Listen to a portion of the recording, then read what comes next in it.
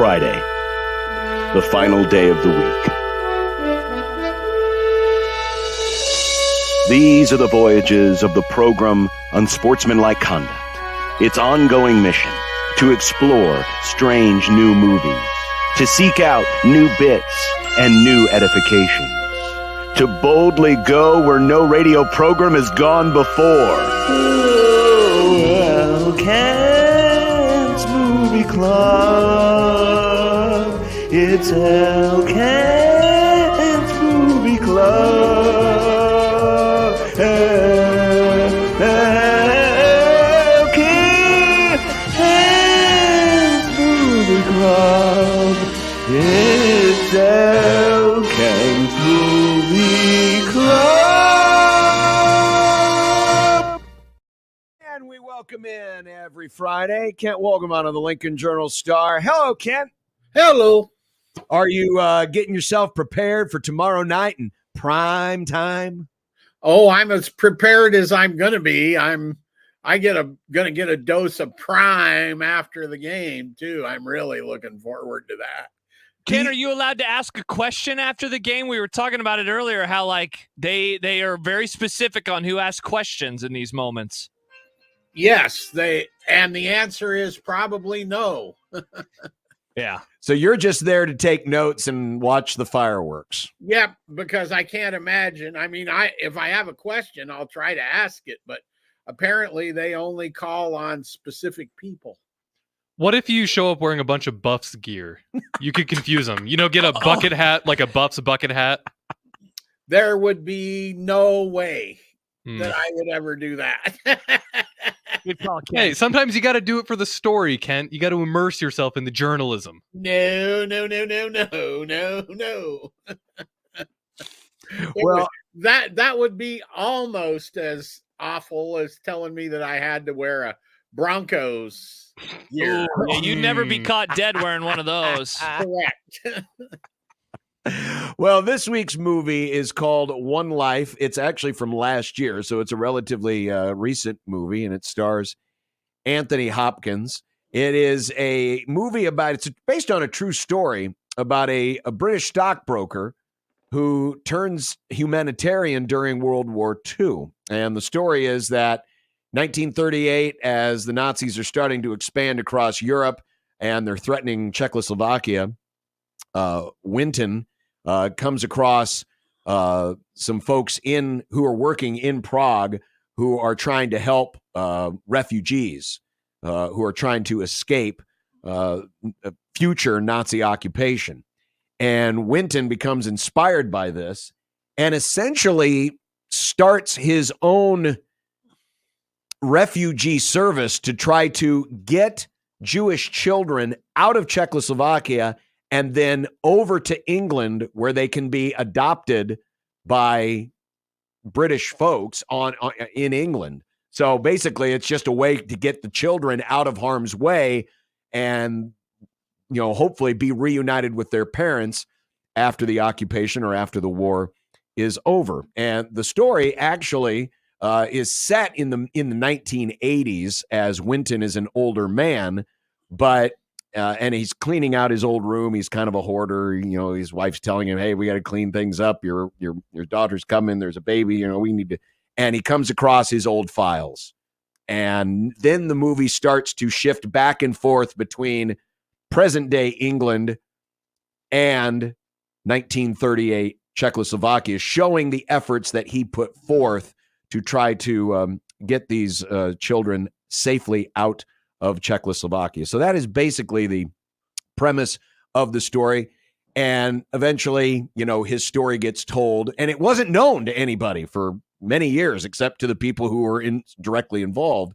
And eventually the story gets found out, and I won't spoil anything because to me, it's the emotional peak of the movie. The end? Yes. Absolutely. They're in the last 20, 25 minutes, but that's the basic gist of the story.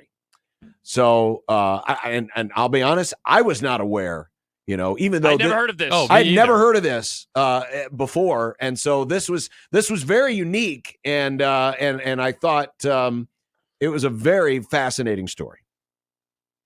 Yes, I was unaware until I saw it, and I will spelunking from my review just to put uh, first thing. This guy became known as the British Schindler Hmm. after comparison to Schindler's List, and he died. The real guy died in 2015 at the age of 106. Crazy. Insane. And somewhere in here, I have the number of kids that he 3 rescued. children. No, Oh, that that he he saved. rescued. It was like 669. There Something you like that. go. Yeah. And I thought this was a really. It's directed by a British television director, and you can kind of tell that it's not filled with cinematic flair, but it's very sturdy picture, really solidly made picture. And I think that you see two things in it. One, you got Anthony Hopkins with him as the old guy, and Johnny Flynn as him in the 30s or 40s or whenever that was. And they're both good. And the balance between the two, I thought, was really masterfully handled, because this could have been start with the guy looking back, do the story in sort of chronological order, and then come back to Anthony Hopkins at the end. Would not have been it playing it like a standard biopic like that. I don't think it would have worked as well as the moving back and forth, because that gave a little different context to here's this guy who's basically what he did was forgotten even by him until he started digging it up. Yeah, I was going to ask you, Kent, because like John, I didn't know this story, and so I didn't know going in exactly how it was going to unfold. When I found out it was a World War II movie, I guess I was expecting his character to be set, or like Anthony Hopkins to be playing somebody during that time period. And so, one of the things that I guess that I would like to do if I was going to rewatch it would be to kind of time how many minutes total, and it's not that long of a movie. All told, was it an hour 45? How much of the time is set with the Anthony Hopkins character versus how much of it is set with Johnny Flynn, I believe was the name of the other actor. And I just wonder what you thought about how they did it, how the director did it, balancing between those two things. Again, given the emotional payoff of him later in life that comes at the end of the movie, while the early portions are a lot of just kind of poring over old documents and talking to his wife. I think it did well. And I think if you timed it, it would be about 60% early and 40%, older, which would be about right, because the real story happens with the early, right? The why do we care about this guy comes from the early, right? So you're going to have a little more of that, I would think.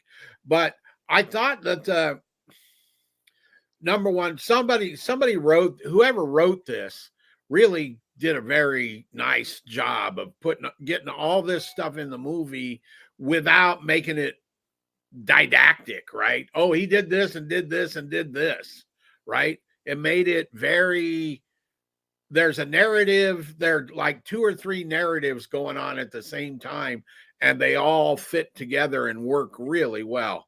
I also think that you see the television director part of it, in that there's not a lot of effects. There's not a lot of action, so to speak, right? I mean, the most action is getting the kids on and off the train, right? Correct. Really the action in the movie.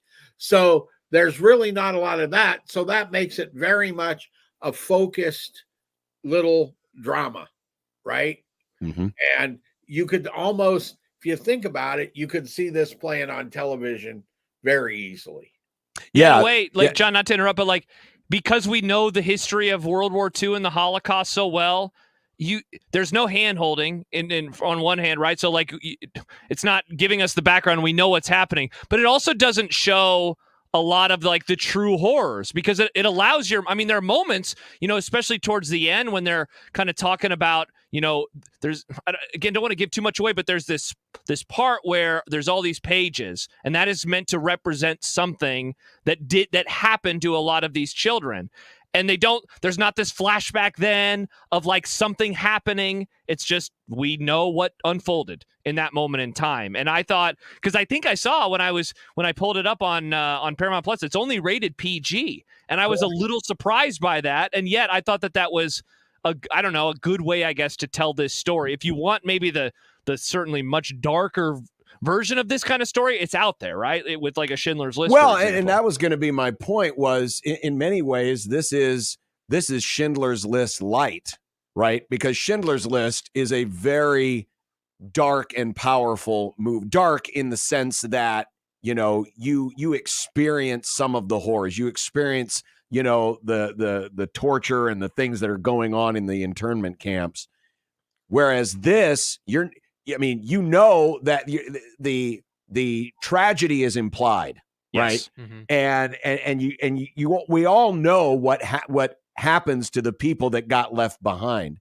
And there is one of the things that makes the Winton character very reticent to want to go and clean up these files was there was something that happened at the end of his efforts that fell through. Yeah. And it has haunted him ever since. And he's been just kind of pushing back at wanting to go back and take himself back into that time. And the way that it plays out between going back to Prague 1938 and to England 1986, I think it's handled very well. So for those of you who like the spirit of the story of Schindler's List, I would consider this Schindler's List light, even though, and that's not a value judgment. It's not a slight. It's not a slight. It's just it basically tells a similar story, but does so without as much of the darker dramatics of Schindler's List. And in part, the reason it's able to do that is all of this happened before the camps and before the war reached Czechoslovakia, right? That's what they're trying to do, is outrun the Holocaust, essentially. And so he was done, essentially, before the really awful, horrible stuff that Schindler confronted really started or got big. Mm-hmm. I've never seen, get ready, Schindler's List. I've never seen it. I've only seen bits and pieces.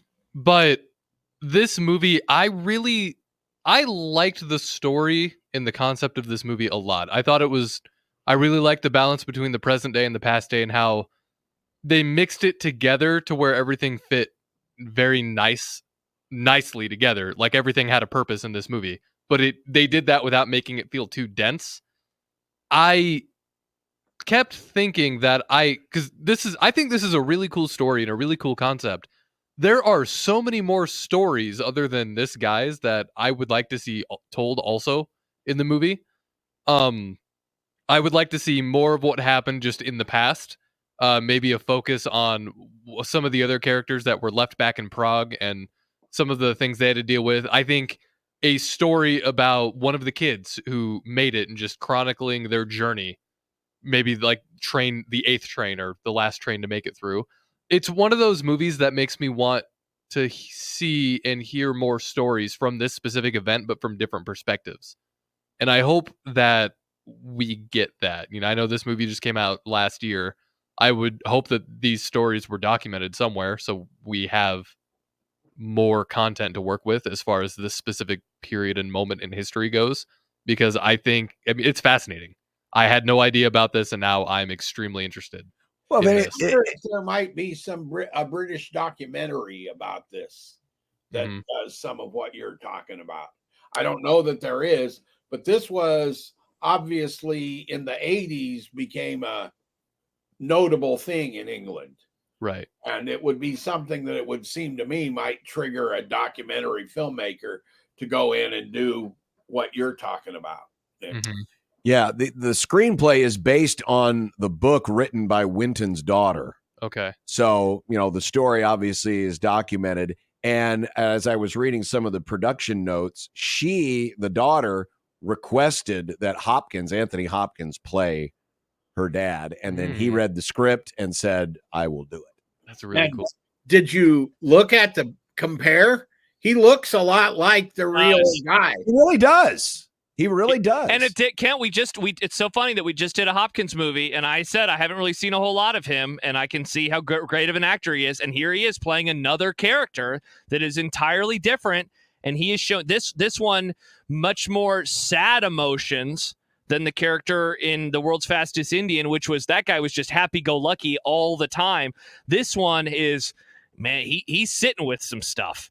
It's in there, and there's a few moments in particular, one towards the end especially, where he just breaks down, and it's like, man, I mean, no crap, right? Anthony Hopkins is a good actor, but I was blown away again by how good he is. And I'm glad we timed this out. It was by accident that we did it. I've had this movie, the wife suggested it, and I had it in the queue for several weeks, just didn't pull the trigger, and then Nick pulled the trigger a couple weeks ago.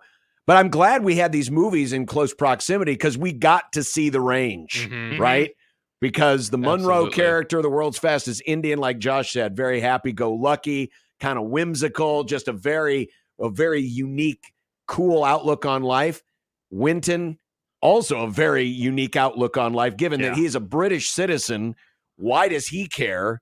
But he immediately jumps in. By the way, we should mention too, Helena Bonham Carter. Oh, absolutely. She plays the mother from 1938, and she's got a very pivotal role. So it was good to see, another familiar face. And I really liked her character really quick, just because her and his father were German immigrants to England. And it was really cool to see that contrast of them trying to help get kids out before, Germany showed up. I thought that was a good contrast. Yeah, she was good. His wife was good. But it's just pretty much everybody was good. All the people in Prague, I thought the children, not only the children, but that other guy that helped him, right? Oh, the green guy, whatever his name was, I thought was good.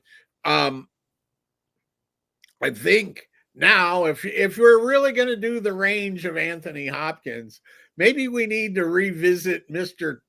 Trump's favorite fictional.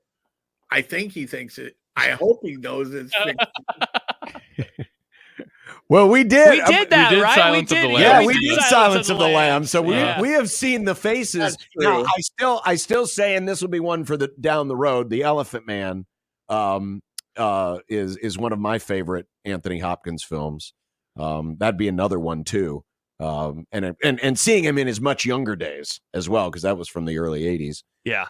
But yeah, it's just another example. I mean, Sir Anthony Hopkins is one of the greatest actors we've ever been around and have had a chance to enjoy. And I really thought this was a very, very cool story. Well, and part of the reason why I'm hesitant, I want folks, when they watch this, I'll just say this.